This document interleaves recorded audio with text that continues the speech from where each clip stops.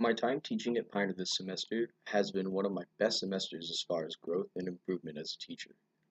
Working with the students and cultivating relationships with them was both an amazing learning experience, but also an overall fun opportunity that I look forward to nearly every morning. I was nervous at first, but after the first 2 weeks of me teaching every day, I started to get more comfortable in the classroom and started my lessons each morning with more confidence.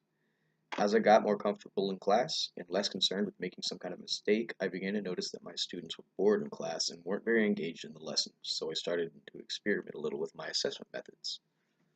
I found that effective assessment doesn't have to be a quiz or an essay or anything I could hold. It could be anything that requires them to think about the topic of the materials, like making a poster or even just having them talk about the topic in class. I also found that my students like activities that fully engage them and let them think for themselves. Projects like posters or writing to answer a question in their own opinions. Far better than normal writing prompts. I had one student who, for the majority of my time with the class, would refuse to do any of his work, including quizzes, essays, or even just notes. I finally got some results from him on the last week of my instruction at Pioneer when I taught my portion on research by having the students research and create a poster on a Greek god. I personally worked with this student that week because none of the other students wanted to work with him because of his history for not doing anything.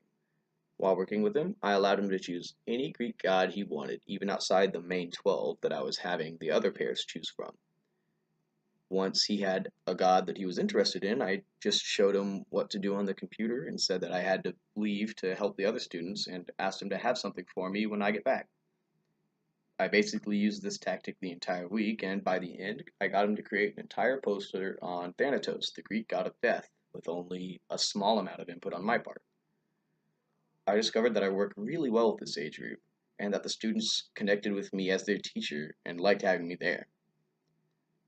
I have started thinking more about teaching the middle school level over the high school level now because of how well this semester has gone and because of all the fun I had with my students.